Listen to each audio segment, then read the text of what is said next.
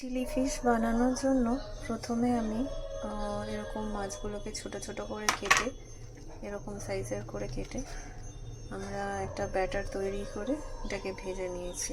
ব্যাটারে ছিল red chilli powder, অল্প একটু আদা রসুন বাটা, নুন, গোলমরিচ গুঁড়ো, তারপর রঙের জন্য একটু কালার দিতে পারেন বা কাশ্মীরি লাল লঙ্কার গুঁড়ো, একটু পাতিলেবু দিয়ে মেখে ভালো করে কর্নফ্লাওয়ার দিয়ে মেখে ভেজে নিতে হবে।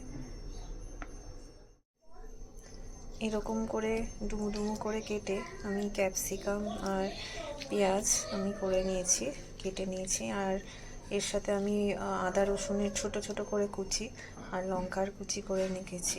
এখানে একটা ব্যাটার তৈরি করেছি, যাতে আমি 2 চামচ সয়া সস, 1 চামচ রেড চিলি সস, 1 চামচ গ্রিন চিলি সস আর 1 চামচ টমেটো সস দিয়ে গুলে নিয়েছি। আর আরেকটা ব্যাটার করেছি 2 চামচ কর্নফ্লাওয়ার দিয়ে অল্প একটু জল দিয়ে আমি গুলে রেখে দিয়েছি। যে কড়াইতে তেলটা গরম হচ্ছে, একটু গরম হয়ে গেলেই আমি দিয়ে দেবো এর মধ্যে সবজিগুলো। খুব বেশি ভাজবো না, আস্তে আস্তে করে সবজিগুলো দিয়ে দেবো।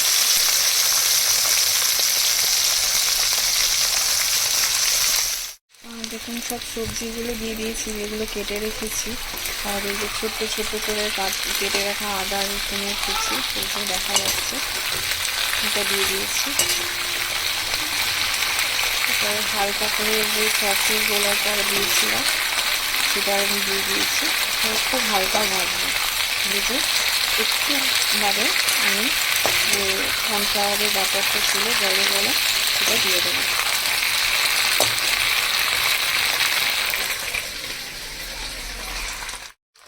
এরপরে আমি ফিশগুলোকে দিয়ে দিয়েছি, মানে ফিশ পকোড়া যেটা, সেটা আমি দিয়ে দিয়েছি সস আর সানফ্লাওয়ার জলের মধ্যে।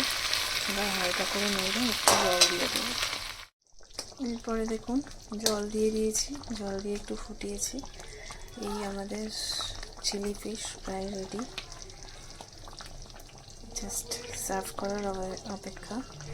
এটা রুচি বা মানে রুটি বা রুমালি রুটির চেয়ে এটা ফ্রাইড রাইস বা পিস পোলাও এগুলোর সাথে খুব ভালো যায়।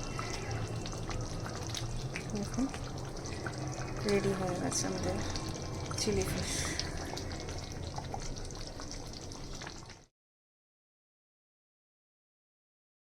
রেডি আমাদের চিলি ফিশ।